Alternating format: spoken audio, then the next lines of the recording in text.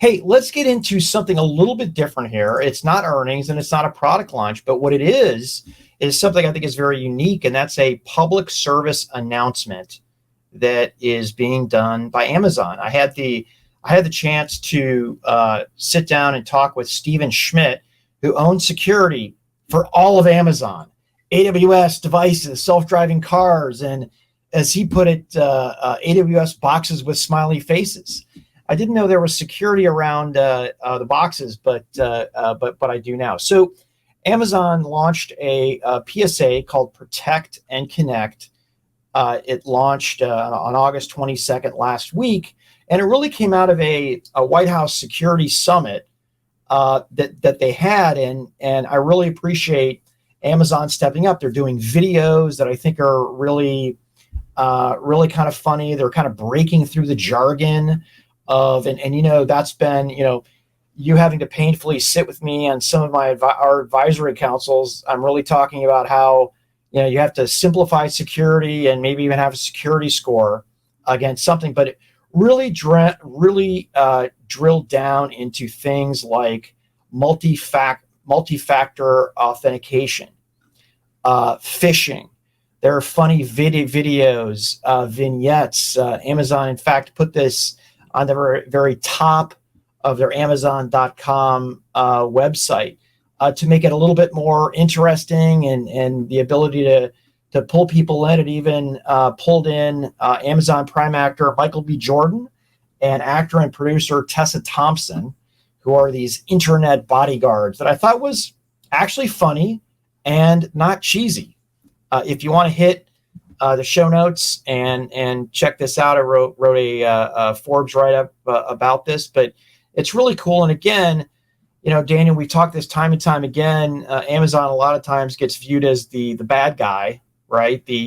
With the richest founder in the world, and sometimes we forget all the great things that the company does, like hire a ton of people, increase wages well above the minimum wage at levels that people say should be, across the entire country. They did amazing things during COVID to help people out. In fact, they had really two rotten quarters, gearing up to shift from, having inventory of TVs to things like food and stuff that you could buy that they normally didn't have great lead times on, so that people then wouldn't have to go out and get in their car and potentially endanger themselves walking into a store or not being able to do that. So good job, Amazon. Rah, Amazon! All right, listen. With great power comes great responsibility. And a company like Amazon, I think, is making a very sensible and is using its clout and its visibility in a way that people should be happy. It's not entirely selfless. Amazon is a company that has risk.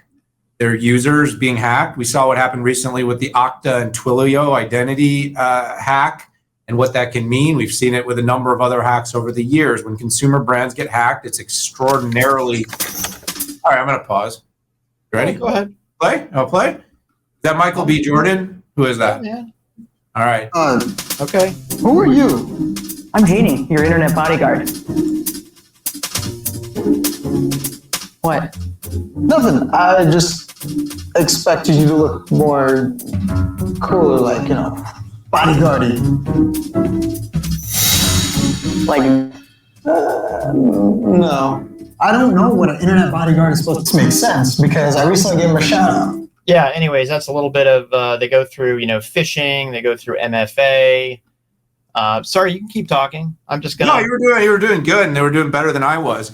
But, I think over the last few years, maybe we can use Apple as a little bit of a backdrop here. Apple put the lock and key into its marketing, and it talked about things like privacy. But there is a growing attention to cybersecurity. And Pat, this is actually being validated by the market performance. If you look at where was the biggest growth area this quarter for Cisco, security. If you look at Microsoft becoming the world's largest security company, as part of its story. Companies, and by the way, this is probably one of the most robust and economically stable parts of any companies, because it doesn't matter if the economy's down, you got to protect data, you got to protect people, you got to protect information.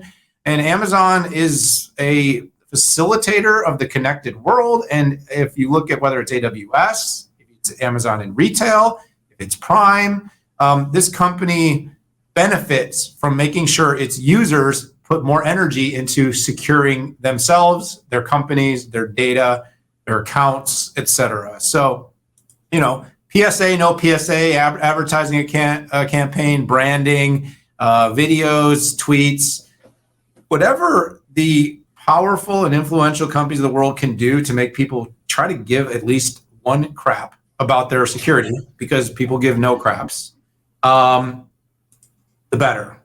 By the way, it's costly. It's a tax on society.